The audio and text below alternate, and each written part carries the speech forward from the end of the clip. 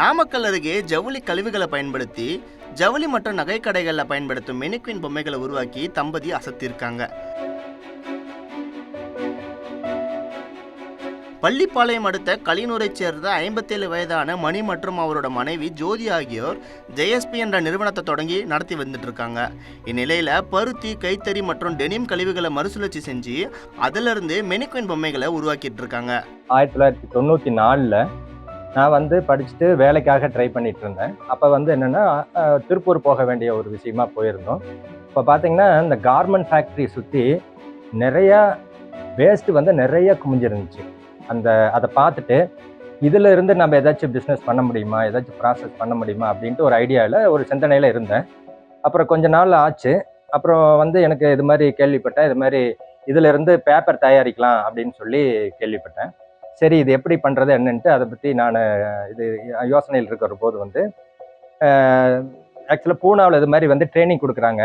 இந்த ப்ராசஸ் இதை எடுத்துகிட்டு ப்ராசஸ் பண்ணி எப்படி பேப்பராக பண்ணுறது அப்படின்னு, எப்படி செய்கிறது அப்படின்னு ட்ரைனிங் கொடுக்குறது பூனாவில் தான் கேள்விப்பட்டேன்.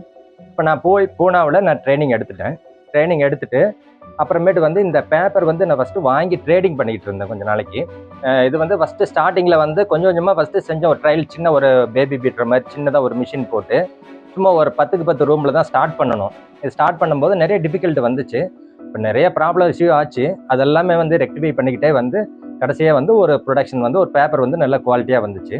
அதை எடுத்துகிட்டு நாங்கள் மார்க்கெட்டிங் போகும்போது இதனோட கான்செப்ட் என்ன அப்படின்னா, இது முழுக்க முழுக்க எக்கோ ஃப்ரெண்ட்லி. அதாவது 100% பயன்படாத ஒரு பொருளை எடுத்துகிட்டு அதை பயன்படுற ஒரு பொருளை பேப்பராக மாற்றுறோம்.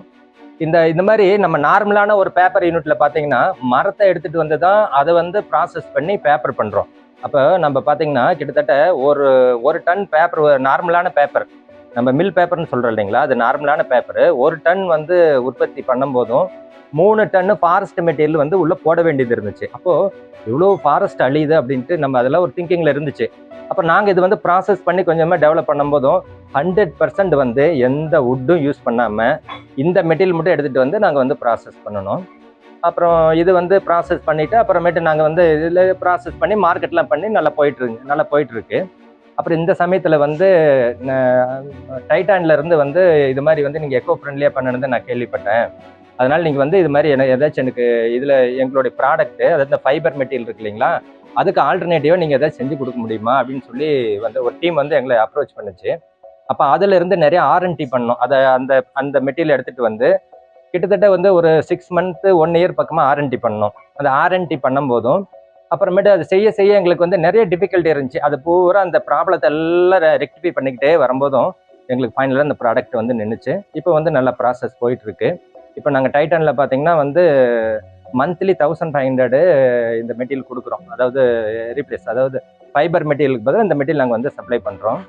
அப்புறமேட்டு இதில் பார்த்தீங்கன்னா அடுத்த ஸ்டெப் என்ன பண்ணலாம் அப்படிங்கும்போது அந்த மேனிக்யூன், அதாவது டிஸ்பிளே, அதாவது கிளாத்லாம் சேல்ஸ் பண்ணுறாங்க இல்லைங்களா, அதை பண்ணும்போது டிஸ்பிளே வைப்பாங்க இல்லைங்களா, அந்த டிஸ்பிளே டாய்ஸ் பார்த்தீங்கன்னா அந்த மேனிக்யூன் பார்த்தீங்கன்னா எல்லாமே ஃபைபரில் போட்டிருந்தாங்க.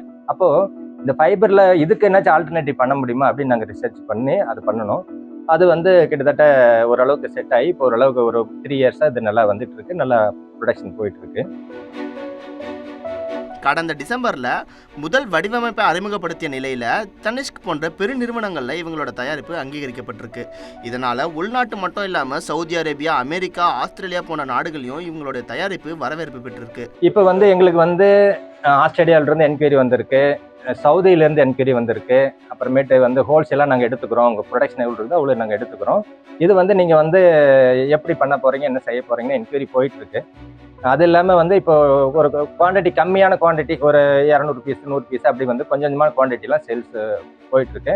இது மாதிரி ஆஸ்திரேலியாவில் இருக்கிறவங்க என்ன சொல்லியிருக்காங்கன்னா நாங்கள் பல்காக எடுத்து வேர்ல்டு ஃபுல்லாக நாங்கள் டிஸ்ட்ரிபியூட் பண்ணிக்கிறோம், நீங்கள் எங்களை என்ன செய்ய போகிறீங்க, நீங்கள் சாம்பிள்ஸ்லாம் கொடுங்க அப்படின்னு சொல்லி என்கொயரி வந்திருக்கு. அதேமாரி சவுதியிலேருந்து என்கொயரி வந்திருக்கு. இந்தியாவில் மார்க்கெட்டில் பார்த்தீங்கன்னா இந்தியா ஃபுல்லாக நல்ல என்கொயரி வந்துட்டுருக்கு. பட் காஸ்ட் வைஸ் இது கொஞ்சம் நார்மலான மெட்டீரியல் பார்த்தீங்கன்னா, நார்மலான மெட்டீரியலுக்கு இந்த மெட்டீரியலுக்கும் காஸ்ட் வைஸ் கொஞ்சம் ஜாஸ்தி. ஏன்னா அது முழுக்க கையில் தான் செய்கிறோம். அப்போ இது செய்கிற போது கொஞ்சம் காஸ்ட் அதிகமாகுது. அதனால் கொஞ்சம் காஸ்ட் வைஸ் அதை எப்படி ரெடியூஸ் பண்ணலான்னு இப்போ அடுத்த இது பண்ணிகிட்ருக்கோம். நாங்கள் வந்து ரெடியூஸ் பண்ணிடுவோம். ஃபைபரோட நாங்கள் சீப்பாக கொடுக்குற அளவுக்கு நாங்கள் வந்து இன்னொரு 2 or 3 years கொண்டு வந்துடுவோம். ஏன்னா எங்களோட கான்செப்ட் என்னன்னா, முழுக்க எக்கோ ஃப்ரெண்ட்லியாக இருக்கணும். அதே சமயம் வந்து எந்த ஒரு பயன்படாதன்னு எடுத்து எறிகிற ஒரு பொருளை எடுத்துகிட்டு வந்து பயன்படும் பொருளாக நாங்கள் மாற்றுறது எங்களுடைய கான்செப்ட். அந்த கான்செப்டில் தான் போயிட்டுருக்கோம். ஒயிட் வேஸ்ட்லேருந்து எடுத்துகிட்டு வந்து நாங்கள் அதை சின்னதாக கட் பண்ணி அதை வந்து கூழ மாவு மாதிரி அரைச்சி அதிலிருந்து நாங்கள் அந்த பல்ப் எடுத்து நாங்கள் வந்து பொம்மை செய்வோம். இப்போ பார்த்தீங்கன்னா அதில் வந்து 40 to 45 லேடிஸுக்கு எங்கள் கம்பெனி சுற்றி இருக்கிறவங்களுக்கு, ரொம்ப வசதி இல்லாதவங்களுக்கு, ஒரு லேடிஸுங்களுக்கு ஒரு 40-50 பேர் நாங்கள் பார்த்து எல்லாம் சேர்ந்து செஞ்சுட்டோம். வேக இப்போ பார்த்தீங்கன்னா ஒரு 10 to 15 கிலோ நாங்கள் பண்ணுவோம். இது பார்த்தீங்கன்னா இது வந்து வேஸ்ட்டு செய்கிறதுனால யாருக்கு எந்த கெமிக்கலும் இல்லாமல், சுற்றி யாருக்கு எந்த பாதிப்பும் இல்லாமல் இருக்கட்டும் அப்படிங்கிறனால எடுத்தெறிஞ்சு அதை மக்கிக்கணும்.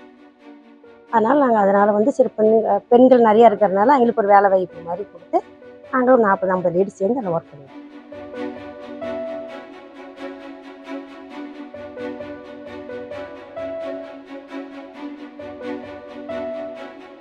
இப்போ நம்ம பார்த்தோம்னா வந்து டெக்ஸ்டைல் இண்டஸ்ட்ரி நம்ம பார்க்கும்போது பார்த்தீங்கன்னா, நம்மளுக்கு வந்து எல்லாம் ஃபேஷன் தான் தெரியும். அதாவது நம்ம துணி வாங்குறோம், போடுறோம், அதை வந்து நம்ம டிஸ்போஸ் பண்ணிடுறோம். ஆனால் ஒரு நார்மலாக ஒரு நம்ம கன்சியூமராக இருக்கும்போது நீங்கள் பேக் எண்டில் திங்க் பண்ண மாட்டீங்க. அதாவது துணி வாங்கி போடுறோம்னா அந்த துணி வந்து நம்ம யூஸ் பண்ண அப்புறமேட்டு எங்கே போகுதுன்னு நீங்கள் யோசிக்க மாட்டீங்க. ஸோ அப்போ நம்ம யோசிக்கும் போது பார்த்தீங்கன்னா அந்த துணி என்ன ஆகும்னா கடைசியாக குப்பைக்கு தான் போகணும். ஸோ நாங்கள் என்ன பண்ணுறோன்னா, தேவையில்லாத துணியும் குப்பைக்கு போகிற துணியை எடுத்து அதை அரைச்சி திருப்பி அதே ஃபேஷன் இண்டஸ்ட்ரிக்கு ஒரு சைக்கிளாக மாற்றி நாங்கள் திருப்பி ப்ராடக்டாக பண்ணுறோம். நாங்கள் என்னென்ன ப்ராடக்டாக பண்ணுறோன்னு பார்த்தீங்கன்னா, மேனிக்வின் பண்ணுறோம், அதுலேருந்து பேப்பர்ஸ் பண்ணுறோம், போர்ட் பண்ணுறோம். பேப்பர்ஸ் வந்து எதுக்கு யூஸ் ஆகுன்னு பார்த்தீங்கன்னா, ஷர்ட் டேகுக்கு யூஸ் பண்ணலாம், நீங்கள் பாக்ஸ் மேக்கிங் யூஸ் பண்ணலாம். போர்ட்ஸ் பார்த்தீங்கன்னா ஹேங்கருக்கு யூஸ் பண்ணலாம்.